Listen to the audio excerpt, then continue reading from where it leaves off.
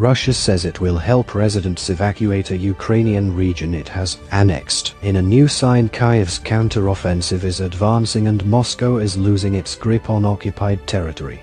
The government took the decision to organize assistance for the departure of residents of the Kherson region, Russian Deputy Prime Minister Marat Kusnulin said on Thursday.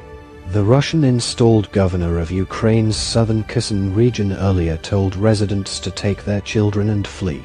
In a video statement on Telegram, Vladimir Saldo had publicly asked for Moscow's help transporting civilians to safer regions of Russia.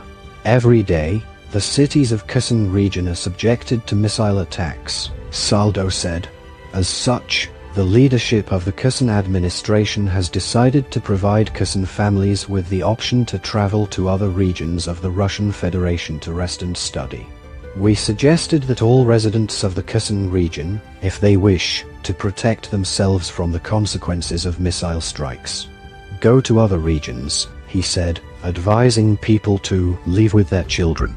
Russia's TASS news agency reported a first group of civilians fleeing from Kherson was expected to arrive in Russia's Rostov region as soon as Friday.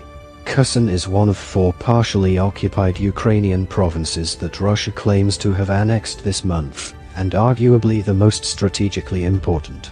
It controls both the only land route to the Crimea Peninsula Russia seized in 2014, and the mouth of the Dnieper, the giant river that bisects Ukraine. Since the start of October, Ukrainian forces have burst through Russia's front lines there in their biggest advance in the south since the war began. They have since been advancing rapidly along the west bank of the Dnieper, aiming to cut off thousands of Russian troops from supply lines and potential escape routes back across it. A flight of civilians from Kherson would be a major blow to Russia's claim to have annexed about 15% of Ukraine's territory this month and incorporated an area the size of Portugal into Russia. In the past 2 weeks, Ukraine has recaptured a swath of territory, with its forces bearing down towards the 3-kilometer-long, 2-mile-long, Nova Kakhovka Dam that provides one of the last river crossings. Mykolaiv, the nearest big Ukrainian-held city to Kherson, came under massive Russian bombardment on Thursday, with civilian facilities hit, local officials said. Regional Governor Vitaly Kim said the top 2 floors of a 5-story residential building were destroyed and the rest were under rubble.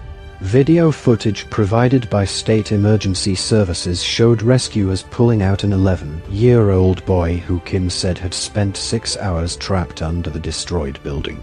In the east, 3 Russian missiles exploded on Thursday morning near the central market in Kupiansk, a major railway junction city that Ukrainian forces recaptured during their big advance there in September.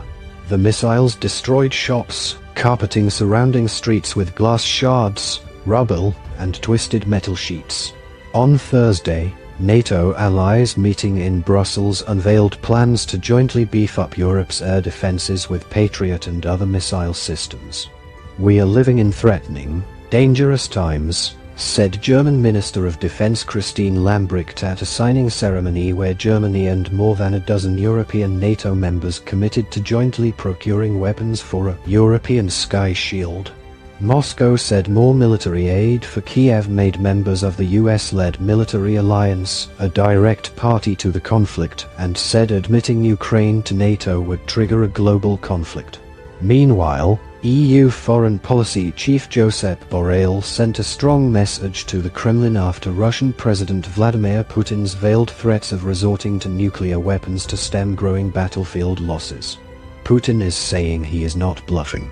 Well, he cannot afford bluffing, and it has to be clear that the people supporting Ukraine and the European Union and the member states, and the United States and NATO are not bluffing either, Borrell said. Any nuclear attack against Ukraine will create an answer, not a nuclear answer but such a powerful answer from the military side that the Russian army will be annihilated.